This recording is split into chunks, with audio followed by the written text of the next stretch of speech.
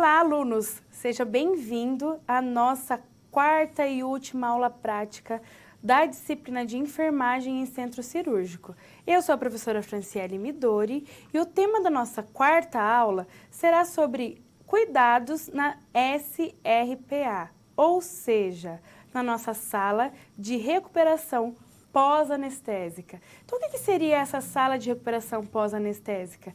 É a sala em que o paciente que passou por algum procedimento anestésico cirúrgico, ele vai até essa sala para se recuperar, para ter o seu nível de consciência melhorado, seus sinais vitais estáveis, para depois ele ir para o seu setor de origem, tá? Então, essa sala, ela é necessária sempre nos centros cirúrgicos. No mínimo, para um centro cirúrgico de um porte pequeno, nós temos que ter no mínimo dois leitos, né, de SRPA nessa sala de recuperação pós-anestésica para a gente receber estes pacientes para se recuperar após a cirurgia e antes dele ir para o setor. Então, o que nós iremos ver na nossa aula prática de hoje? Alguns cuidados específicos para o paciente pós-operatório imediato, que é esse paciente que nós iremos cuidar na sala de recuperação pós-anestésica. Então, para isso, vamos conhecer os objetivos de aprendizagem da nossa aula de hoje. Então, conhecer os cuidados dispensados aos pacientes na sala de recuperação pós-anestésica, identificar a importância dos dispositivos como sondas, drenos, catéteres e similares às técnicas de curativo em cada um deles. Então, porque neste momento pós-cirúrgico que nós teremos que ter uma atenção especial a se o paciente ele veio com sonda ou não, se ele está com dreno, se o seu catéter intravenoso ele está pérvio ou não, tá? Então isso vocês vão praticar nos laboratórios, as técnicas de curativo em cada um deles também. Conhecer as principais atribuições do enfermeiro na assistência aos pacientes na sala de recuperação pós-anestésica e como utilizar o índice de Aldrete-Krolik também para avaliação de condições de alta da sala de recuperação pós-anestésica. Então, a gente vai conhecer hoje sobre o papel do enfermeiro, o papel da equipe de enfermagem na assistência aos pacientes em pós-operatório imediato e também, em especial, a esse índice de Aldrete-Krolik, o Krolik, né, Krolik, que é bastante utilizado neste setor. Para isso, nós vamos precisar do que para nossa prática de hoje? Uma cuba Rim, uma cuba redonda para asepsia, um dreno de Penrose, dreno de Malecote, dreno de tórax, dreno de sucção, ou os drenos que vocês possuírem aí no laboratório, dreno de Kerr, catéter intravenoso periférico, catéter central de inserção periférica também, em alguns casos, mas isso aqui não em específico, pode ser que a gente não utilize também nessa prática de hoje. Catéter intravenoso central, as pinças dente de rato, Kelly, reta, Kosher reta, pinça anatômica de 14 centímetros também, gás estéreo, a bandeja em aço retangular inox, soro fisiológico 0,9% de 500 ml e uma mesa de maio inox com rodízio para a gente dispor também os materiais para essa prática de hoje. Então vamos começar com o nosso procedimento de número 1, cuidados de enfermagem na sala de recuperação pós-anestésica. Então, para nós iniciarmos nosso primeiro procedimento, vamos conceituar algumas questões relacionadas a esta prática. Vamos lá? Então, o que é a sala de recuperação anestésica? Ela é uma sala destinada à permanência do paciente logo após o término do ato anestésico cirúrgico até a sua recuperação da consciência, a eliminação dos anestésicos. Então, ele vai ter, por exemplo, começar, né, a movimentar os membros inferiores, se ele for passou por uma anestesia RAC, por exemplo, e estabilização dos sinais vitais. Então, eu não posso enviar dar alta, né, da sala de recuperação anestésica para um paciente que ele não está estável, que ele está com uma PA muito baixa, com uma pressão arterial muito baixa, que ele não recuperou totalmente seu nível de consciência, que ele está saturando muito baixo, que ele não conseguiu ainda movimentar alguns membros. Então, por isso que eu preciso ter este cuidado inicial nesse pós-operatório imediato. Após a alta do anestesista, nós encaminhamos, então, para o setor de origem. Por isso que esse cuidado ele é muito especial, por isso que é muito importante que a equipe que trabalha na sala de recuperação pós-anestésica, ela seja uma equipe bem treinada, bem capacitada para cuidar, né, do paciente de diversos tipos de cirurgia que acontecem no centro cirúrgico. Então, realmente, é uma equipe, tem que ser uma equipe bem especializada, bem capacitada para cuidar deste paciente em pós-operatório imediato. Então, voltando para o nosso slide, dentro do centro cirúrgico ou nas suas proximidades, favorecendo o transporte rápido do paciente anestesiado para este local. Então, por isso que ele pode ser dentro, né? Esse aqui está com relação à sua localidade, tá? Ele pode estar dentro do centro cirúrgico ou nas suas proximidades, favorecendo o transporte rápido do paciente anestesiado para este local. O que nós temos que pensar? Até tempos atrás, não faz muito tempo que surgiu a sala de recuperação pós-anestésica. Então, aqui no Brasil, ele não faz muitos anos que existe esse considerado setor, né? Ele é um anexo ao centro cirúrgico, que é considerado um setor para o paciente ele se recuperar após anestesia. Então, geralmente, quando acontece a cirurgia, né, naquela sala operatória, na sala onde aconteceu a cirurgia, o paciente ele precisa se recuperar. Então, o paciente é retirado dessa sala, ele é enviado, então, encaminhado, né, até essa sala de recuperação pós-anestésica para que aconteça a limpeza, né, daquela sala cirúrgica, porque muitas vezes já existe uma outra cirurgia agendada para aquela sala cirúrgica e eu tenho que ao mesmo tempo cuidar de como meu paciente ele está, como que ele passou, né, após a cirurgia. Então, por isso que surgiu a preocupação de ter essa sala de recuperação pós-anestésica, porque também eu não posso realizar a cirurgia, viu que o meu paciente está se recuperando aos poucos e eu já envio para o setor de origem. Então, imagina se o paciente ele desestabiliza no setor de origem e lá, muitas vezes, por exemplo, numa unidade de internação, nós não temos um médico em todo momento e acaba acontecendo o paciente ele acaba se prejudicando muito, né? Então, pode acontecer, várias ocorrências que trazem prejuízo para o nosso paciente. Por isso que é muito importante essa sala de recuperação pós-anestésica no pós-operatório imediato, então, para que eu tenha essa segurança de enviar o paciente para o setor de uma forma que ele esteja já potencialmente recuperado. No próximo slide, eu trago para vocês a importância, então, da enfermagem na sala de recuperação pós-anestésica. Ela deverá prestar assistência e cuidados constantes devido ao seu estado de vulnerabilidade, né, do paciente, avaliando constantemente a sua evolução. Então, o paciente, nós temos que pensar que o paciente ele pode evoluir tanto para o bem quanto para o mal. Então, ele pode ter um sangramento, ele pode ter uma descompensação respiratória. Então, eu preciso, né, estar em todo momento com os cuidados constantes para esse paciente.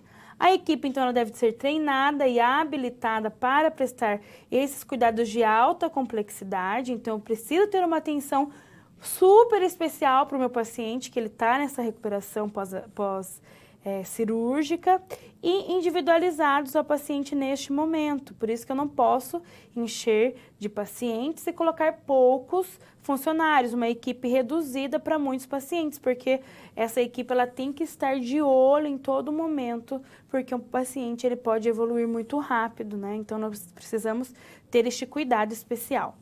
Seguir corretamente o plano de cuidado elaborado pelo enfermeiro, desde a admissão até a alta da SRPA.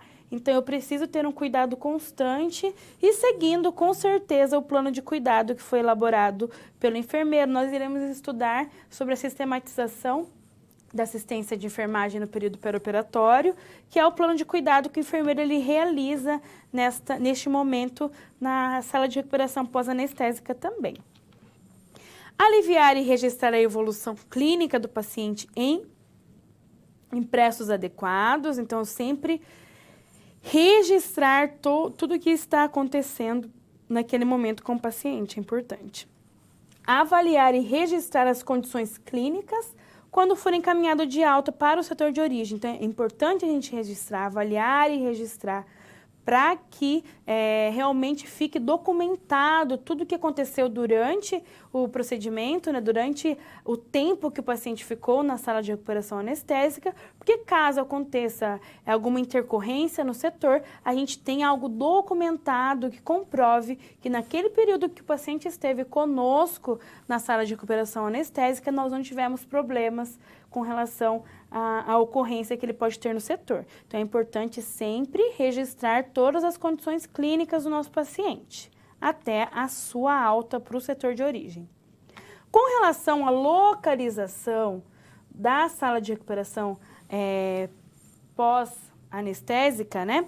Ela deve ser localizada dentro do centro cirúrgico ou em suas proximidades, a fim de favorecer, então, o transporte do paciente anestesiado para este local, bem como o seu retorno também à sala de operação, caso necessite. Então, ele tem que ter uma localização estratégica, porque pode ser que do nada o paciente descompensa, tem um sangramento e eu preciso voltar o paciente para o centro cirúrgico para que o cirurgião ele tome alguma conduta necessária, né, dependendo do caso.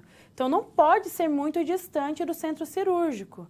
Assim também que ele tem que estar perto, né, de algumas outras, alguns outros setores também. Mas é importante que ele esteja, então, localizado em um local bem estratégico para que eu possa, após a cirurgia, colocá-lo na sala, né, que ele não precise de um transporte muito longo e caso aconteça alguma intercorrência, eu posso voltar meu paciente de uma forma rápida e segura para o centro cirúrgico. Então, é importante nós termos esta noção de localização também da sala de recuperação pós-anestésica. No quadro, eu trago para vocês também que a área física desta sala, ela em metros quadrados, ela pode variar de acordo com as especificações do Ministério da Saúde. Então, ele estabelece que para uma sala com 2 leitos, no mínimo, tenha 8,5 metros por leito, com distância entre eles e a parede de 1 metro, tá? Essas são algumas especificações com relação à estrutura física. É importante também que na sala de recuperação pós-anestésica nós tenhamos um posto de enfermagem, uma sala para guardar os materiais e equipamentos e o expurgo. E também a instalação de gases, né, do oxigênio, o vácuo, o ar comprimido, o sistema de ventilação artificial, também é importante, né, com o sistema de ar-condicionado controlado, com filtro Zepa. E a temperatura da sala de recuperação pós-anestésica, ela deve ser mantida entre 20 e 24 graus e a umidade entre 50% a 60%. As paredes e os pisos devem ser revestidos de material lavável, assim como o centro cirúrgico também, e portas largas. Por que portas largas? Para permitirem a passagem de camas ou macas e aparelhos com facilidade. Quem é da área, já não trabalhou em alguns locais, em algumas instituições, que não foi pensado sobre o tamanho da porta. E, às vezes, algumas macas não passam. Então, isso acaba trazendo vários transtornos na assistência ao paciente. Por isso que é importante pensar, com relação à área física também ao tamanho da porta, para que passe a maca, né, passe as camas com tranquilidade, não traga malefícios para o nosso paciente. Então, voltando aqui para a gente estudar mais sobre a estrutura física, a temperatura do ambiente e a ventilação são iguais aos do centro cirúrgico, então mantendo a temperatura entre 20 e 24 graus também, tá? esse sistema, né, de ventilação artificial independente com ar-condicionado. E quando eu falo na admissão do paciente na sala de recuperação pós-anestésica, nós temos, né, o seguinte fluxograma, né? O paciente ele é encaminhado, então, para sala de recuperação pós-anestésica pelo circulante ou pelo técnico de enfermagem, pelo auxiliar de enfermagem ou até mesmo pelo enfermeiro. É passado todas as informações e intercorrências para o responsável pela sala. Depois disso, é realizado a admissão do paciente, auxiliando no posicionamento do mesmo, de forma confortável, então deixando o paciente bem confortável, porque ele vai estar se recuperando da anestesia, ele vai estar se recuperando da cirurgia, às vezes é uma cirurgia de grande porte, né, demorou bastante tempo, então nós temos que deixá-lo, né, posicionado de uma forma bem confortável. Verificar a permeabilidade dos acessos venosos, drenos, sondas e outros catéteres. Então, aqui que entra um processo bem importante da nossa aula prática. Então, verificar se o acesso venoso que o meu paciente ele voltou, então ele chegou, né, foi admitido na nossa sala de recuperação pós-anestésica, se ele está permeável, se os drenos estão drenando realmente, se a sonda que ele veio, por exemplo, com uma sonda vesical de demora, se ela está posicionada de forma correta, e assim por diante, sempre ter esses cuidados com os drenos, catéteres e sondas. E o cuidado de enfermagem pós-operatório imediato. Então, aqui nós temos que ter este cuidado especial para o paciente na nossa sala de recuperação pós-anestésica.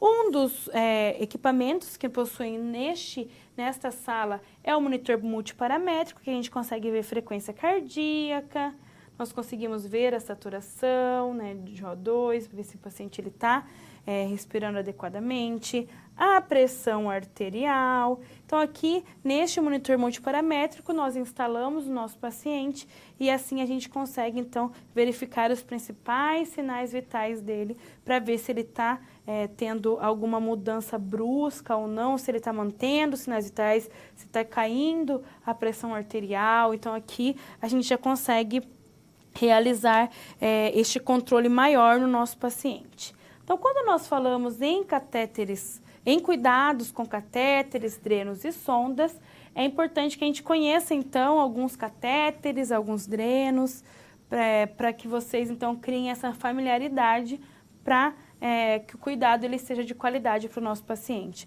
Então, nós temos os cuidados com o catéter intravenoso, então, é realmente em verificar se ele está pérvio ou não, né? Se eu tenho um catéter, se ele está bem posicionado, se não houve infiltração, se o meu paciente ele não perdeu, se a cobertura está adequada, se foi identificado corretamente, se o soro está correndo ou não. Então, esses cuidados referentes ao catéter intravenoso, de nós avaliarmos, então, quando nós recebemos o paciente na sala e também durante todo o tempo que ele está lá conosco nessa sala, tá?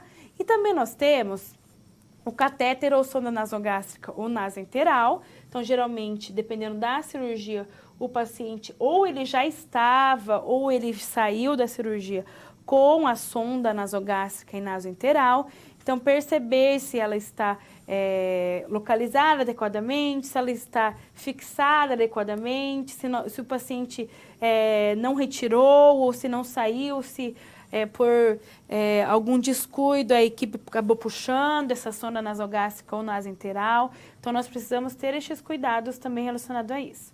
Com o dreno de Kerr, que nós estudaremos qual que é o dreno de Kerr, para que ele serve. Com os drenos de Penrose, então se eles estão drenando corretamente, se esses drenos não saíram, às vezes eles acabam saindo, né? Então é importante eu ter este cuidado também.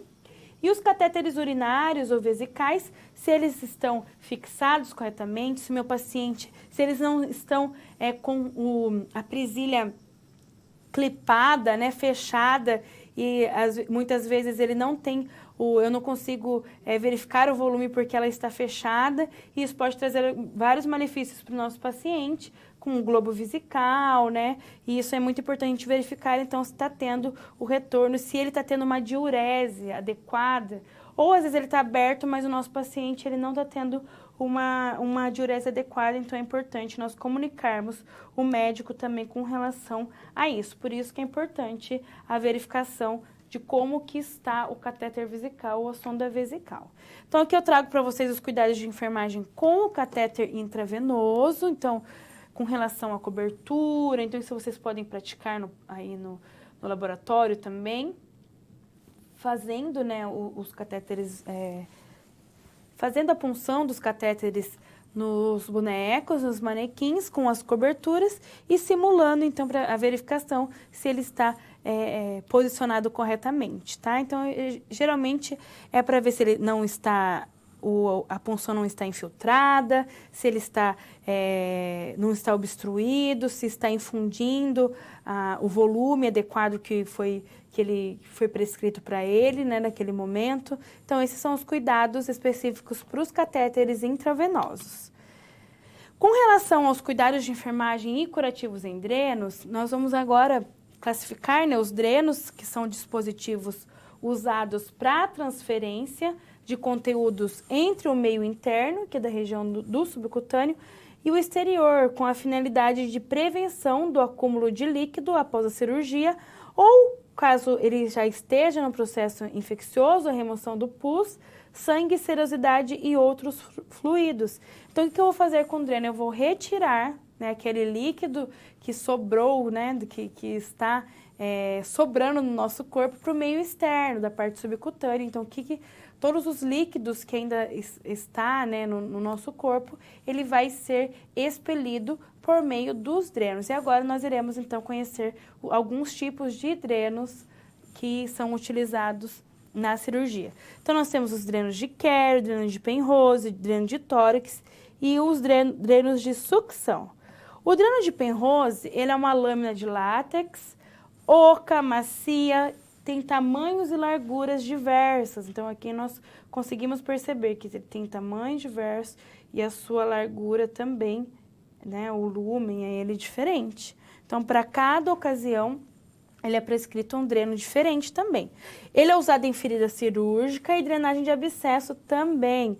Ele é preso na pele por um ponto de sutura ou mantido com um alfinete de segurança. Hoje em dia, na nossa prática, a gente vê pouco esse alfinete de segurança e mais ele é preso pela sutura, né? O dreno ele deve ser tracionado 1 centímetro por dia, de acordo, né, conforme a prescrição médica também, tá? Nós não podemos tracioná-lo sem que seja uma ordem prescrita do médico responsável pelo paciente. Então, aqui nós temos um exemplo de um dreno de Penrose. Percebam que ele, possivelmente, ele foi instalado para retirada de pus, né, de algum processo infeccioso da ferida.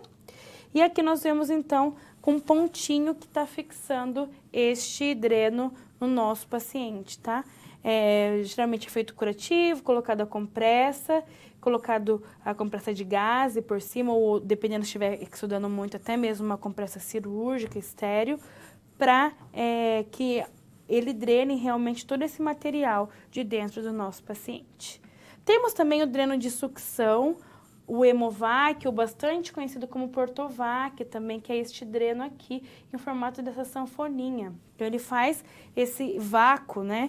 Ele é realmente para puxar todo o líquido que está presente ainda no organismo.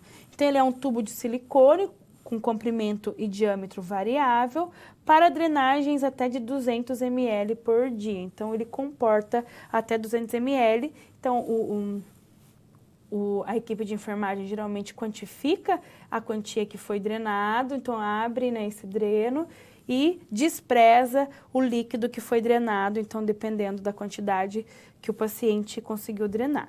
São conectados a um sistema de drenagem fechado, sanfonado, né, então essa sanfoninha, que vai empregar essa sucção constante sob baixa pressão.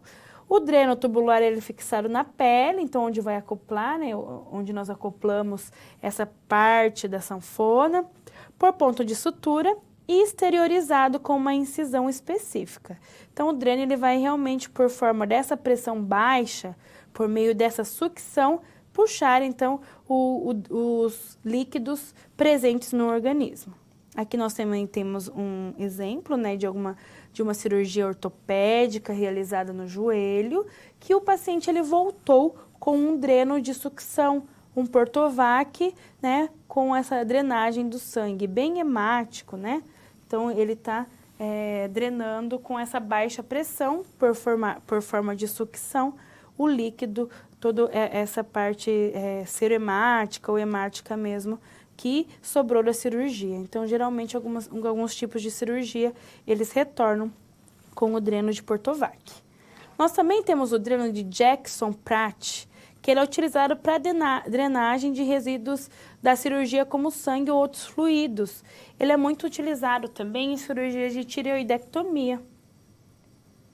Ele tem uma pressão menor, então, esse dreno, mas ele é um dreninho que fica aqui dentro do paciente, né? Um dreninho tubular também, porque ele é redondinho, cilíndrico, e esse começa a ter, então, um retorno de sangue para parece uma granadinha, né? E ele é conhecido como Jackson-Pratt. Em cirurgia de tireoidectomia, em cabeça e pescoço, os cirurgiões, às vezes os pacientes voltam com esse tipo de dreno também. Temos o dreno de Kerr, que ele é um látex formado por duas hastes tubulares, utilizado muito na via biliar. Então, muitas vezes, quando o paciente ele vai fazer alguma cirurgia um pouco mais extensa na via biliar, que precisa da drenagem do líquido, ele volta com o dreno de Kerr, ou também chamado dreno tubular. Então, ele fica com essa parte aqui na parte interna, né, na parte do organismo, e fica para fora esse dreninho tubular. Então, é conhecido como dreno de Kerr. Sempre os cuidados de enfermagem eles são bem parecidos na realização dos curativos. Muitas vezes é utilizado com compressa de gaze ou a compressa, ou geralmente utiliza-se também as bolsinhas para quantificar a quantidade de líquido que foi expelido por estes drenos, tá? Então, nós podemos utilizar algumas bolsinhas de Caraia, que fala, né? Para poder quantificar a quantidade de volume, quantificar o volume que foi expelido do organismo por esses drenos, tá? Então, esse dreno de Kerr é bastante utilizado em cirurgias que envolvem as vias biliares. No próximo quadro, eu trago para vocês o dreno de tórax, que ele é usado para retirar o conteúdo líquido ou gasoso retido na cavidade pleural. Então, geralmente, nós vemos bastante o dreno de tórax na prática, né? Que ele retira esse líquido da parte pleural do tórax. Os mais calibrosos são usados para drenar o sangue e secreções espessas, e os mais finos para retirar o ar. E ele deve conter, então, esse selo na água para manter a pressão negativa.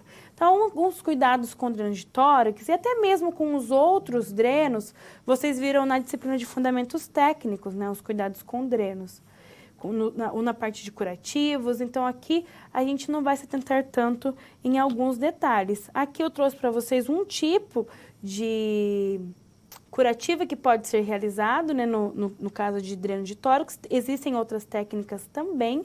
Então, aqui nós temos o dreno de tórax que está inserido com a utilização de uma gaze para proteção. Percebam que ele tem uma incisão cirúrgica que prende, né, este dreno na parede torácica, para que ele não saia, para não ter perigo, porque caso ele saia, isso pode trazer muitos prejuízos para o paciente da entrada de ar, né? Então tem que ter um cuidado todo especial para esse tipo de drenagem. E aqui é a fixação. Mas existem outras técnicas também que não estão erradas para a realização do curativo em dreno de tórax. E cuidados de enfermagem com catéteres urinários ou vesicais. Do que nós precisamos nos atentar quando a gente vai realizar a sondagem ou verificar um catéter urinário ou vesical? O débito urinário, ou seja, o volume, o aspecto que está a urina, e se realmente ele está tendo um débito urinário, porque às vezes o paciente ele vem do centro cirúrgico com a sonda fechada, né, com a presilha fechada. E às vezes por algum descuido a gente não percebe. E nisso, quando a gente quando vai ver a bolsa, né, a coletora, ela não tem volume algum, mas a presilha está fechada. Então, nós precisamos ter este cuidado especial em olhar se a sonda ela está pérvia ou não. Precisamos ter um cuidado especial também na fixação, não deixar a sonda solta, né, porque pode trazer alguns traumas uretrais, então deixar ela bem posicionada, fixa na perna do paciente. Então, ter esses cuidados especiais com relação aos catéteres, às sondas vesicais, principalmente, né, com certeza, a sonda vesical de demora, que em muitos casos, os nossos pacientes, eles retornam com sonda vesical de demora do centro cirúrgico. Agora eu vou trazer para vocês um vídeo com alguns cuidados específicos do nosso paciente, que ele terá que ter na sala de recuperação pós-anestésica. E aqui eu trago para vocês conhecerem alguns drenos, tá? Que são utilizados nos procedimentos cirúrgicos. Então, aqui nós temos um dreno de sucção. Ele tem essa parte de prolongamento, né, de silicone. Ele é todo sanfonado, então quando eu aperto ele faz essa sucção, ele tem uma baixa pressão e com isso então vem o líquido para o meio externo quando eu utilizo esse tipo de dreno. Tomar cuidado que ele também tem essa presilha, então para fechar e para abrir. E quando eu faço essa sucção e fecho, então eu já permito que ele tenha essa pressão, né, e forma essa sucção por dentro do dreno. E essa parte aí é a parte que fica interna, que fica no paciente. E ele tem também esse fio que pode ser posicionado, o dreno, né, ou na cama ou na maca em que o paciente ele esteja. É importante que eu coloque ele também numa localidade menor, né, de onde o paciente está. Então, mais abaixo da linha onde o dreno está, para que haja essa drenagem mesmo. Aqui eu trago para vocês um dreno de quero, dreno tubular, que ele tem essas duas hastes, ele é compridinho. Então, ele é inserido dependendo do local, ele corta conforme a necessidade. E nós temos também os drenos de Penrose. É importante que vocês verifiquem se no polo vocês possuem esses drenos, para que vocês manuseiem, peguem nele, entendam como que ele funciona.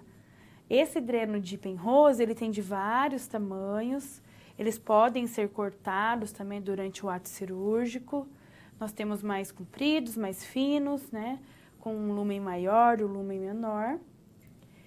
E é importante, ele é de borracha, né, ele estica, e é importante então que vocês conheçam. E temos também o dreno de tórax, que é bastante utilizado então para drenagem, né, na porção pleural, caso haja líquido. Nós colocamos um selo d'água, né, na parte do recipiente. Essa parte em que está a mão esquerda, ela fica inserida no paciente, essa ponta, né? Acoplada, na verdade, no dreno que foi inserido, o selo d'água, e também temos essa cordinha que nós podemos amarrar, né, posicionar o dreno de uma forma correta junto ao paciente. Ele possui essa cordinha também. Então, este é o dreno de tórax. Então, os drenos que vocês possuem no laboratório, é importante que vocês manuseiem, peguem nele, para que vocês conheçam, né, as peculiaridades e as características de cada tipo de dreno. E agora nós veremos também alguns cuidados relacionados à retirada de ponto, que é importante que vocês saibam também como que ela pode ser realizada. Então aqui nós temos vamos retirar, né, a cobertura de um paciente que ele está com os pontos cirúrgicos e também com um dreno de Penrose. Então, nós vamos ver como que nós podemos retirar, né, os pontos. Eu vou utilizar uma pinça pode ser uma pinça anatômica, junto com a tesoura própria para retirada de ponto. Então, eu vou pegar em um lado do fio e vou colocar bem rente a tesoura para cortar. então geralmente respeitando o tempo. Alguns fios, olha, como esse, eles acabam saindo com facilidade. Qual cuidado que eu tenho que ter na retirada de fio? Não deixar nenhum fio, né, presente, nenhuma parte do fio presente no meu paciente, pensando que esses são fios que não são absorvíveis, são fios não absorvíveis, de nylon, por exemplo. E aí nós vamos retirar este dreno, né, de Penrose, retirando o ponto que é dado pelo médico para fixação e puxando bem devagar. Lembrando que a gente tem que ter um cuidado também respeitando o nosso paciente para que ele não sinta dor. Aí nós colocamos um dreno enorme, mas geralmente o tamanho dele é bem menor. E após isso, nós realizamos, né, a limpeza para posterior colocação. Geralmente na região do dreno, da retirada do dreno, a gente faz um curativo. Mas a retirada de pontos, se nós já estamos retirando o ponto, é porque essa região ela já está cicatrizada. Então, nós realizamos uma limpeza, faremos um curativo aberto, né? Não colocaremos nenhuma cobertura. E na parte do dreno, nós podemos colocar uma cobertura e após ocluir, então, com o micropor, até que ele esteja totalmente cicatrizado e assim a gente pode deixar como um curativo aberto. Então, isso é para vocês poderem praticar no polo também. Essa parte da retirada de ponto é muito importante que vocês saibam realizar corretamente, né? Porque muitas vezes a gente sai despreparado da graduação sem realizar, sem saber como que é realizada uma retirada de ponto adequadamente, tá? Então, pratiquem isso também no laboratório de vocês. Agora, nós vamos para o procedimento 2, tá? Não vamos fazer a resolução comentada desta nossa prática, tá? A recuperação da anestesia é um processo dinâmico iniciado na sala de cirurgia. Então, já na sala de cirurgia, o nosso paciente ele já começa em processo de recuperação anestésica. A duração ela vai depender da técnica anestésica e das drogas que foram utilizadas no procedimento. Então, isso vai depender muito do tipo da anestesia, da técnica que foi utilizada para a sua recuperação. E todo paciente submetido a uma cirurgia, sob anestesia geral ou regional, encontra-se em estado de potencial instabilidade cardiorrespiratória, decorrente realmente de alterações fisiológicas do processo anestésico cirúrgico. Por isso que nós temos que ter este cuidado especial com o nosso paciente. Então, independente do tipo de anestesia, todos os pacientes ele têm essa instabilidade cardiorrespiratória, então nós precisamos ter este cuidado. E é essencial que a sala de recuperação pós-anestésica esteja localizada, como nós falamos anteriormente, o mais próximo possível do centro cirúrgico, para minimizar o risco durante, então, o transporte dos nossos pacientes. Tanto se ele precisa voltar, como também na hora de retirar ele do centro cirúrgico para ir para a sala de recuperação anestésica. Então, nós precisamos ter estes cuidados especiais. Com relação aos cuidados de enfermagem, transportar o paciente de maneira segura e posicioná-lo corretamente, observar a estabilidade hemodinâmica, perda de fluidos, sangramento, taquicardia, a hipotensão, a coloração da pele. Então, verificar todas as anormalidades do nosso paciente, né? Se ele fica, a evolução que ele está passando mesmo nessa sala de recuperação pós-anestésica. Observar a permeabilidade das vias aéreas, com relação à oxigenoterapia, se ele tá necessitando, né, da oxigenoterapia, se ele está apresentando rouquidão, na ausculta apresenta sibilos, se ele está dispneico, necessidade de aspirar secreções, por exemplo, com vômito ou sangue. Então, observar todas essas anormalidades para evitar problemas futuros.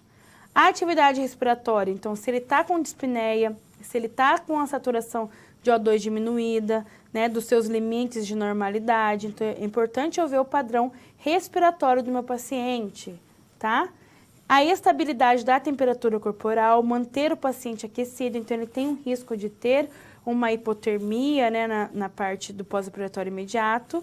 E o estado de o estado de consciência, ou seja, a escala de Glasgow, é importante que eu verifique também. Com relação à monitorização dos das funções vitais, o que nós devemos ver?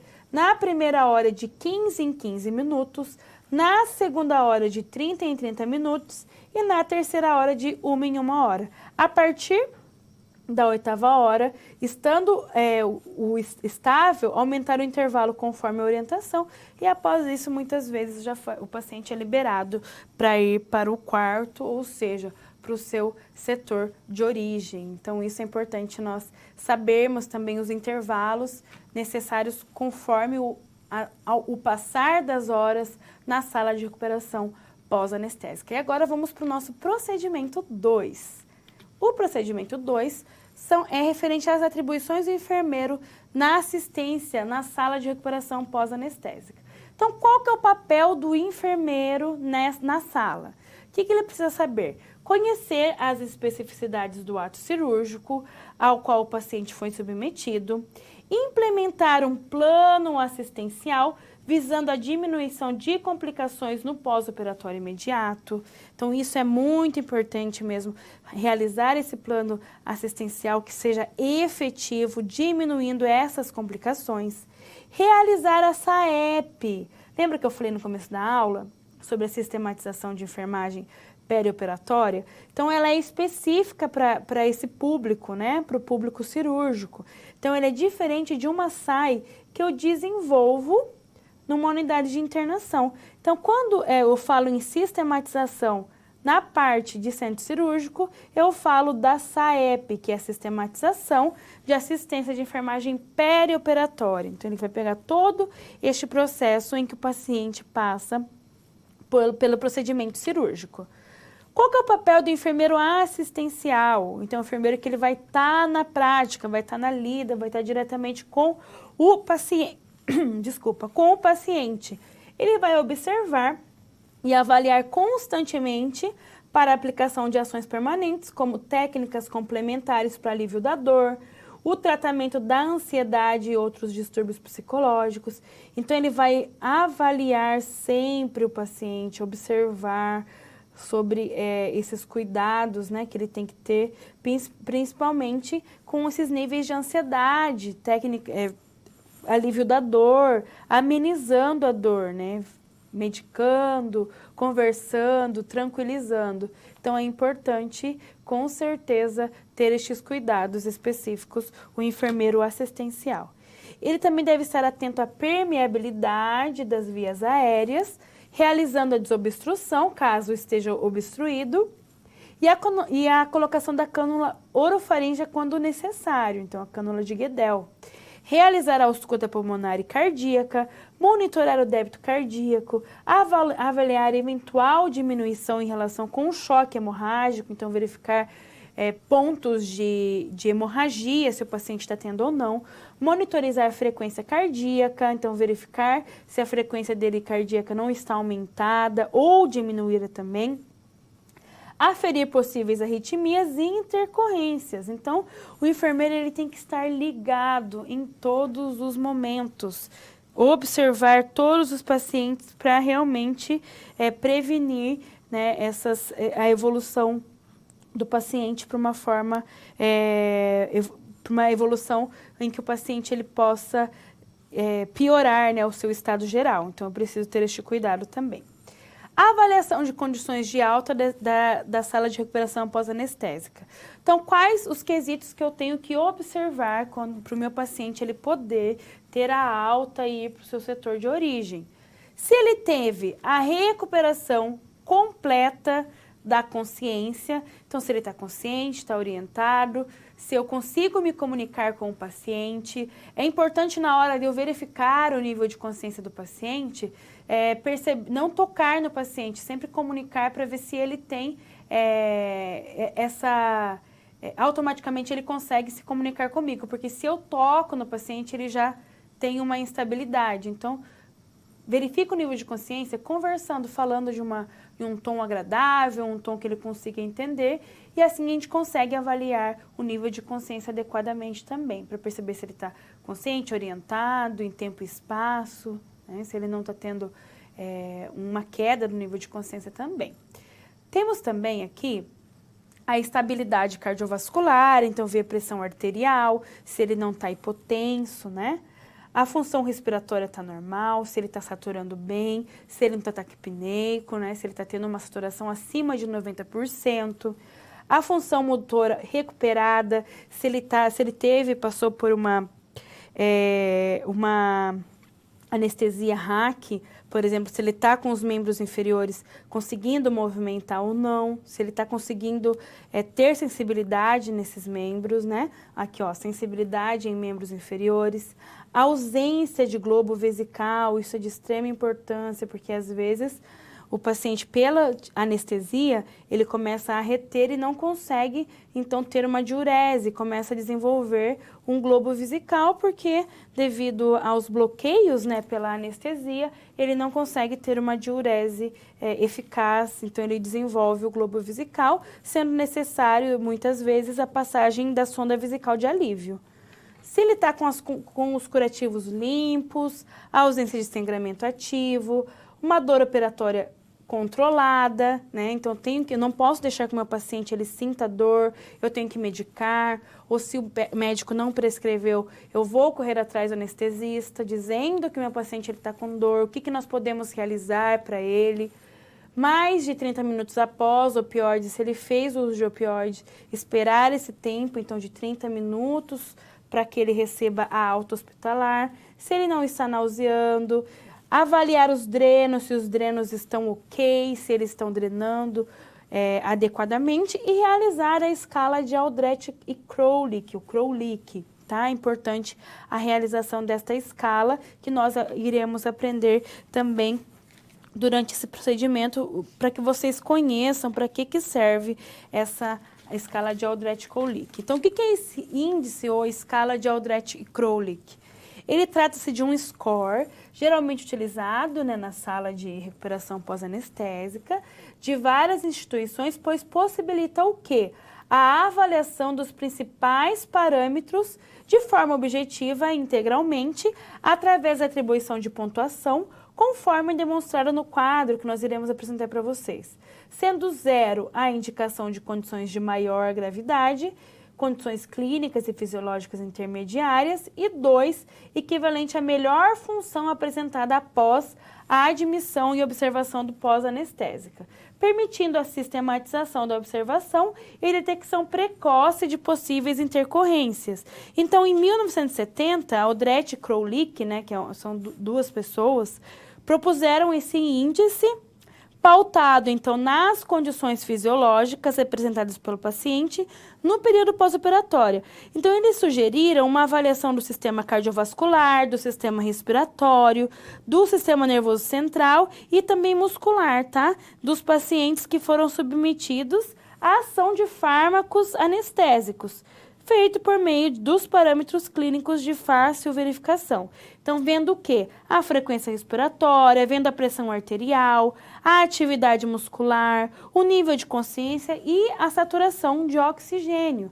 Então, verificando todos esses parâmetros por meio desse índice, quando a gente aplica isso na sala de recuperação anestésica, dependendo do índice que dá, nós conseguimos, então, avaliar se eu posso, então, dar a alta da sala de recuperação anestésica e encaminhar meu paciente para o seu setor de origem. Aqui eu trago para vocês o quadro de todos os parâmetros que são analisados no índice de Aldrich e Krolik, tá? Então, aqui nós temos a atividade. Por exemplo, o paciente está apto a mover as 4 extremidades? Se sim, ele soma 2 pontos. Ele está apto a mover apenas 2 extremidades? 1 ponto. Apto a mover a nenhuma extremidade? Nenhum ponto. Com relação à respiração, eu vou verificar o que no meu paciente? Se ele está apto a respirar profundo e tossir, eu dou 2 pontos para ele. Se ele está com dispneia ou respiração limitada, 1 ponto. E se ele está com apneia, coitado, ele já está, né, evoluindo muito mal, eu já não dou nenhum ponto. Com relação à circulação, eu tenho, se a PA inicial, eu vou verificar a PA no pré-anestésico, antes dele receber a anestesia. Se a PA, nesse momento que eu estou fazendo o índice, ela for apenas 20% maior que a PA que eu aferi antes da anestesia, ele recebe 2 pontos. Se ele está com uma PA 25%, isso tanto para mais quanto para menos, tá? Se ele teve ele pode estar mais com uma pressão acima, 20% acima ou 20% abaixo. Eu somo 2. Se ele está com 25% acima ou 25% abaixo do valor que eu verifiquei antes da anestesia, eu vou somar 1 ponto. Agora, se o meu paciente ele tiver com a valor de PA 50% abaixo ou acima do que eu verifiquei no pré-anestésico, eu vou somar 0 pontos, tá? Então, é assim que a gente calcula quando eu falo da circulação e da pressão arterial. Com relação ao nível de consciência, se ele estiver desperto totalmente, 2 pontos. Se eu chamo ele e ele acorda, eu dou 1 ponto. E se ele não responde a nenhum estímulo verbal, 0 pontos. E com relação à coloração, se ele está rosa, já voltou a tonalidade da sua pele, eu tenho 2 pontos. Se ele está com pálido, marmóreo, ictérico, então ela está com uma coloração diferente, eu dou 1 ponto. E se ele está cianótico, 0 pontos. O que acontece? Com um total de 8 a 10 pontos, eu posso, então, eu posso verificar, né, posso garantir que meu paciente ele tem condições clínicas e possibilidade de ser transferido para a sua unidade de origem. Então, ele deve estar, para isso, acordado, responsivo, eupneico, movimentando os 4 membros e com os sinais vitais estáveis, tá? Não se recomenda a alta do paciente com um índice menor que 8. Então, por isso que nós utilizamos esse índice de Aldrete-Krolik. Ele ajuda bastante na prática do enfermeiro, por meio dessa escala, dessa tabelinha, conseguir verificar a pontuação do paciente. Se ele tiver uma pontuação baixa, ele já tem que tomar uma conduta adequada, chamar o seu médico, né, o responsável pelo paciente, para que ele tome as condutas necessárias, de acordo, então, com o estado geral do paciente. Agora eu trago um vídeo para vocês, bem interessante, sobre a sala de recuperação anestésica. Vamos lá?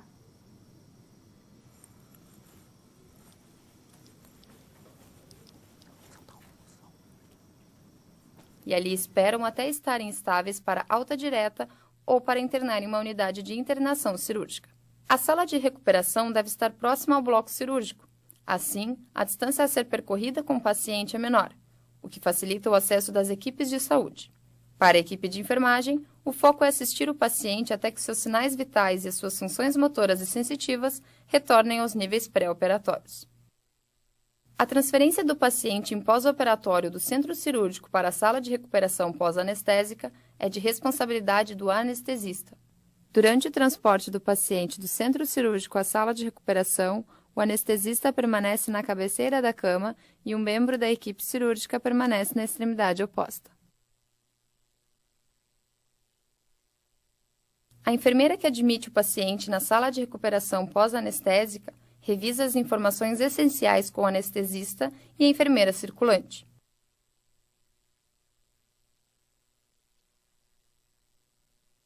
E quais informações precisam ser transmitidas entre o anestesista, o enfermeiro e entre os enfermeiros? O nome, gênero, idade do cliente, alergias, procedimento cirúrgico, período de tempo na sala de operação, agentes anestésicos e agentes de reversão utilizados, perda estimada de sangue líquido, reposição desses, último conjunto de sinais vitais e qualquer problema durante o procedimento, também complicações encontradas, sendo elas anestésicas ou cirúrgicas, comorbidades clínicas, como por exemplo diabetes mellitus e hipertensão arterial, além das considerações para o período pós-operatório imediato e localização da família do paciente. Agora que o paciente já está sendo assistido pela equipe de enfermagem na sala de recuperação, ele é conectado a uma fonte de oxigênio e aos equipamentos de monitoramento, enquanto o enfermeiro faz uma avaliação fisiológica imediata. Avaliações frequentes e habilidosas das vias respiratórias, das funções respiratória e cardiovascular, assim como da coloração da pele, do nível de consciência e da capacidade de responder a comandos, são os pilares do cuidado de enfermagem na sala de recuperação.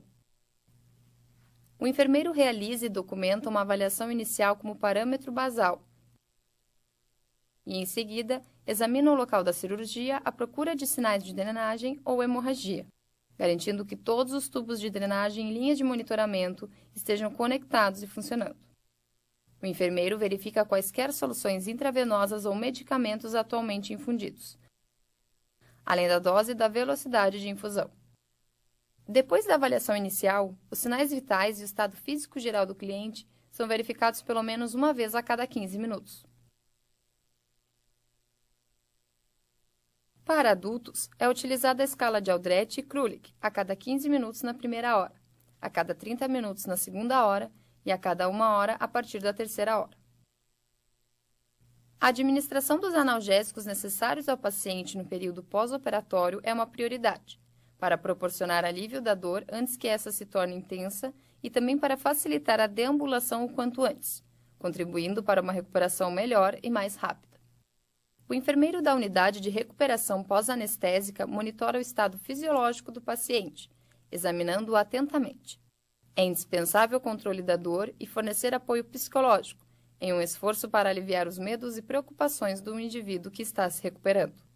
Vale lembrar que é importante ficar atento aos primeiros relatos de náuseas para poder intervir precocemente, já que, por conta dos anestésicos, náuseas e vômitos são problemas comuns na sala de recuperação. Lembre-se, o paciente permanece na sala de recuperação até que esteja totalmente recuperado do agente anestésico. E quais são os indicadores da recuperação? Anota aí: pressão arterial estável, função respiratória adequada e nível de saturação de oxigênio adequado quando comparados aos valores basais. Então é isso. Até mais! Então, esse vídeo ele é bem explicativo de tudo que nós trabalhamos já nessa aula. Então, vocês conseguem verificar isso na simulação de uma sala de recuperação pós-anestésica. Agora, eu proponho para vocês praticar no polo a seguinte atividade. Na sala de recuperação pós-anestésica, o enfermeiro se deparou com um paciente em POI de revascularização do miocárdio. No momento, o mesmo está movimentando apenas os membros superiores, apresentando uma discreta dispneia com 30% da PA do nível anestésico, ou seja, ele tem 30%, né, de acordo com a PA que foi realizada antes do período pré-anestésico, ele está com essa PA 30%, né, em cima do valor do nível anestésico, do pré-anestésico, ele está sonolento, porém despertando quando solicitado, e com saturação menor que 90%, mesmo com catéter nasal em 3 litros de O2, de 3 litros de O2, né, por minuto. De acordo com o índice de Aldrete-Kroulik, qual a pontuação do paciente acima citado? Então, agora é a hora que vocês irão praticar, juntamente com seu tutor, com os grupos que vocês irão formar no laboratório, o índice de Aldrete-Kroulik, de acordo com as informações. Então, aqui eu trouxe para vocês, de novo, a nossa tabela, de acordo com a atividade, a respiração, a circulação e a consciência e a coloração. E vocês, então, irão realizar isso no polo, tá? Agora, na hora da atividade. Tentar, em cima dessa situação problema, descobrir qual que é o índice de Aldrete-Kroulik desse paciente da nossa problematização, tá bom? E outra informação que eu trago de extrema importância para a gente finalizar a nossa aula de hoje sobre a sala de recuperação pós-anestésica é a sistematização da assistência de enfermagem perioperatória. Então, aqui eu trouxe um modelo para vocês, eu sei que está bem pequeno, vocês não conseguirão visualizar, mas eu posso colocar para vocês no fórum, tá, um modelo de sistematização da assistência de enfermagem perioperatória, que ele traz, então, questões específicas deste momento para o nosso paciente, tá? Então, existe uma sistematização da assistência de enfermagem, que ela é diferente da sistematização da SAI utilizada nos outros setores, então ela é específica para todo esse momento perioperatório do paciente, né, que então ele passa desde o pré, do trans e do pós-operatório.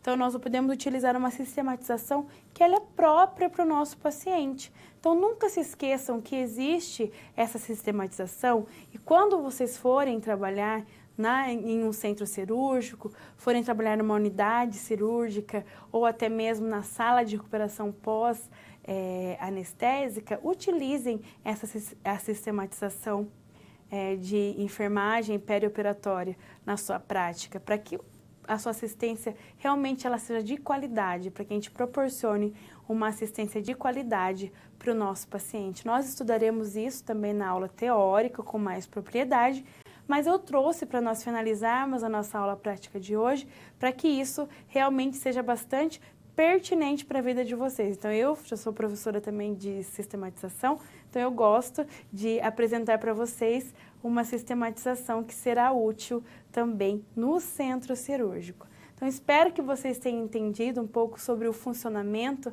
da sala de recuperação pós-anestésica, a sua função em toda essa estruturação do centro cirúrgico, a sua função para a melhora do paciente antes dele ir para o seu setor de origem. Então, é importante a gente entender o nosso papel enquanto enfermeiro nesta localidade também. Tenham uma ótima prática, então pratiquem juntamente, né, com os seus colegas e o seu tutor no laboratório as práticas que realizamos hoje, como os cuidados com o dreno, com o catéter, simulem curativos, conversem sobre os tipos de dreno, os tipos de catéter, as sondas que nós podemos utilizar na nossa prática para o paciente que está em cirurgia, que passou por cirurgia, o índice de Aldrete-Crowley, né, os parâmetros que nós verificamos, isso é de extrema importância. Então, com a realidade que vocês têm no laboratório, pratiquem para que realmente vocês consigam assimilar melhor este conteúdo do centro cirúrgico, com relação da enfermagem no centro cirúrgico. Lembrem-se que eu estou à disposição para qualquer dúvida, qualquer sugestão referente à aula. Estudem, procurem artigos científicos, no material didático, aprofundar mais sobre as técnicas utilizadas, sobre os assuntos relacionados ao centro cirúrgico para que você construa a sua carreira profissional. Então tenham ótimos estudos, ótimas práticas e até a nossa próxima aula.